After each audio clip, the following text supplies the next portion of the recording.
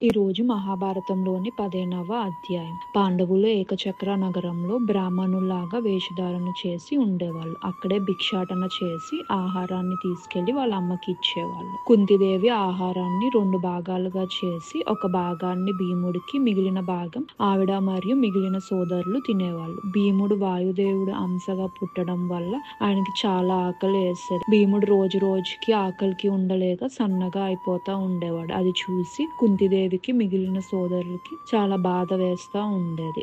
అలా ఒక రోజు మిగిలిన సోదరులు భిక్షాటనకి వెళ్ళినప్పుడు కుంతిదేవి మరియు భీముడు ఇంట్లోనే ఉంటారు. అప్పుడు వాళ్ళకి వాళ్ళ ఇంటి యజమాని ఇంట్లో నుంచి పెద్ద పెద్ద ఏడుపులు మాటలు వినిపిస్తాయి. ఏంటి అని చూడ్డానికి వెళ్తే అప్పుడు ఆ బ్రాహ్మణుడు వాళ్ళ భార్యతో ఇలాగంటారు, అసలు నువ్వెంత దురదృష్టవంతురాలివి, నేను నీకు చాలా సార్లే చెప్పాను మనం ఈ నగరాన్ని వదిలి వెళ్ళిపోదామని, కానీ నువ్వు నా మాట వినలేదు. నేను ఇక్కడే పుట్టాను, అందుకే ఇక్కడే ఉండాలి అని అనుకుంటున్నాను అని చెప్పావు. కానీ ఇప్పుడు చూడు ఏం జరగబోతుందో. నువ్వు నా అర్ధాంగివి, నేను నిన్ను ఎలా వదులుకుంటాను? మన పిల్లల్ని కూడా నువ్వు చాలా ప్రేమగా చూసుకున్నావు. నువ్వు చనిపోవడం కంటే నేను చనిపోవడమే నయం. అప్పుడు నువ్వు మన కొడుకుని కూతుర్ని జాగ్రత్తగా చూసుకుంటావు అని బ్రాహ్మణుడు ఏడిచి చెప్తాడు. దానికి వాళ్ళ భార్య ఇలాగంటది, నేను ఒక మంచి భార్యని అయ్యాను, ఒక మంచి తల్లిని కూడా అయ్యాను, ఆ విషయం నాకు తెలుసు. కానీ ఒకవేళ మీరు గనక చనిపోతే నేను ఎలా మన పిల్లల్ని చూసుకుంటాను? ఒక భర్త లేని భార్యకి వాళ్ళ పిల్లల్ని చూసుకోవడం చాలా కష్టం. మీరుంటేనే మన పిల్లలకి రక్షణ ఉంటది. నేను సంతోషంగానే ఉన్నాను నా జీవితం అంతా. నేను చనిపోయినాక మీరు మళ్ళీ ఇంకొక పెళ్లి చేసుకోండి. నన్ను దయచేసి ఆ రాక్షసుడి దగ్గరికి పంపించండి అని చెప్తది. ఆ మాటలు విన్నాక బ్రాహ్మణుడికి చాలా బాధేసి ఒక చిన్న పిల్లాడు లాగా ఎక్కి ఎక్కి ఏడుస్తాడు. అప్పుడు ఆయన ఇలాగంటారు, నువ్వు లేకుండా నేను అసలు జీవితాన్ని గడపగలనా? భర్త మొదటి కర్తవ్యం తన భార్యకి రక్షణ ఇవ్వడం. నిన్ను ఆ రాక్షసుడి దగ్గరికి పంపించి నేను బ్రతకలేను అని చెప్తాడు. ఈ మాటలు వింటున్న వాళ్ళ కూతురు ఇలాగంటది, నేను చిన్నపిల్లని కదా, నన్ను రాక్షసుడి దగ్గరికి పంపించండి. ఒకవేళ మీరు చనిపోతే తమ్ముడిని ఎవరు చూసుకుంటారు? అందుకనే నేను వెళ్తాను రాక్షసుడి దగ్గరికి. అప్పుడు మీరిద్దరు తమ్ముడిని మంచిగా చూసుకోవచ్చు అని చెప్తుంది. ఆ మాటలు విన్నాక వాళ్ళ తల్లిదండ్రులు ఇంకా ఏడవడం మొదలు పెడతారు. ఇంకా వాళ్ళ తమ్ముడు వాళ్ళ అమ్మ ఒళ్ళో కూర్చొని ఇలాగంటాడు, మీరు ఎవ్వరూ ఏడవద్దు, నాకు ఒక పెద్ద కర్రని ఇవ్వండి, నేను ఆ రాక్షసుని చంపేస్తాను. ఆ మాటలకి ఆ బాధలో నుంచి వాళ్ళకు ఒక చిన్న నవ్వు వస్తుంది. ఇంకా కుంతిదేవి ఇదే సరైన సమయం, ఇప్పుడు మనం వెళ్ళాలి లోపలికి అనేసి లోపలికి వెళ్తారు. కుంతిదేవిని చూసినాక బ్రాహ్మణుడు చెప్తాడు, ఈ నగరం చివర ఒక గృహ ఉంది, అక్కడ ఒక క్రూరమైన రాక్షసుడు ఉంటాడు, ఆయన పేరు బకాసుర. ఈ రాజ్యాన్ని 13 సంవత్సరాలుగా ఆయన పట్టి పీడిస్తున్నాడు అని చెప్తాడు. ఈ క్షత్రియ రాజు ఎవరైతే ఉన్నారో ఆయన మమ్మల్ని రక్షించలేక వదిలేశారు. ఆ రాక్షసుడు ఇదివరకు నగరానికి వచ్చి ఎవరిని పడితే వాళ్ళని, పిల్లల్ని, పురుషుల్ని, స్త్రీని తింటా ఉండేవాడు.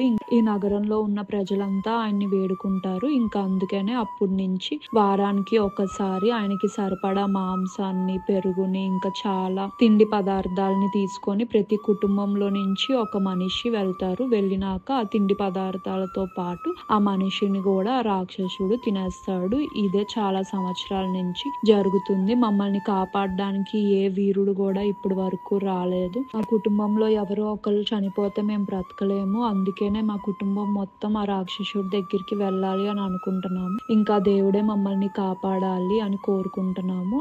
కుంతిదేవి ఆ మాటలు విన్నాక భీముడితో మాట్లాడి దాని తర్వాత బ్రాహ్మణుడి దగ్గరికి వచ్చి ఇలాగంటది, దేవుడు చాలా గొప్పవాడు, నాకు 5 కొడుకులు ఉన్నారు, వాళ్ళలో ఒకళ్ళు ఈ రోజు ఆ రాక్షసుడికి భోజనాన్ని తీసుకొని వెళ్తారు అనేది. ఆ మాటలు విని బ్రాహ్మణుడు ఆశ్చర్యపోతాడు. కుంతిదేవి ఇలాగంట, బ్రాహ్మణ నువ్వేమి భయపడమాక, నా కొడుక్కి చాలానే శక్తులు ఉన్నాయి, ఆయన రాక్షసుడిని తప్పక వధిస్తాడు, కానీ ఇది రహస్యంగానే ఉంచు, ఎవరికి చెప్పొద్దు అని చెప్తారు. భీముడు చాలా ఉత్సాహంగా సంతోషంగా ఉంటాడు కుంతిదేవి ఇచ్చిన మాటకి. వాళ్ళ సోదరులు అందరూ భీముడిని చూసి అడుగుతారు, ఏమైంది, భీముడు ఎందుకు ఇంత సంతోషంగా ఉన్నాడు అని. అప్పుడు కుంతిదేవి జరిగిందంతా చెప్తుంది. దానికి యుధిష్ఠిరుడు ఇలాగంటాడు, ఎందుకమ్మా మీరు ఇప్పుడు ఇలా చేస్తున్నారు? మనకి ఇప్పుడు భీముడే కదా బలం, మనం భయం లేకుండా నిద్రపోతున్నామంటే కేవలం భీముడు వల్ల. ఇప్పుడు మన రక్ష భీముడు మాత్రమే, భీముడికి ఒకవేళ ఏమైనా అయితే ఎలాగా అని అంటాడు. అప్పుడు దానికి కుంతిదేవి ఇలాగంటది, లక్క భవనం నుంచి మనం వచ్చే వచ్చేటప్పుడు హిడింబాని భీముడే కదా చంపాడు, ఆ విషయాన్ని గుర్తు చేసుకో, ఏమీ కాదు, బ్రాహ్మణుడు మనకి చాలానే మేలు చేశాడు, ఆయన రుణం తీర్చుకునే సమయం ఇప్పుడు మనకి వచ్చింది. దాని తర్వాత ఆ నగరంలో ఉన్న ప్రజలందరూ ఆ బ్రాహ్మణుని ఇంటి దగ్గరికి మాంసం, రుచికరమైన భోజనాలు అన్ని తీసుకొని 2 ఎడ్ల బండుల్లో పెడతారు. భీముడు అది తీసుకొని ఆ రాక్షసుడు గృహ దగ్గరికి వెళ్తాడు. వెళ్ళినాక ఆ గృహ దగ్గర అంతా ఎముకలు, రక్తం, మాంసం అంత ఇంకా భీముడికి అర్థమవుద్ది, సరే ఇంకా మనం వచ్చేసాము అని. ఇంకా అక్కడ ఆపేసి ఆ డబ్బాలన్నీ తీసి ఆహారాన్ని తినడం మొదలు పెడతాడు. మళ్ళీ ఇప్పుడు నేను పోరాటం చేయాలి, దాని తర్వాత నాకు తినడానికి వీలవుతుందో లేదో.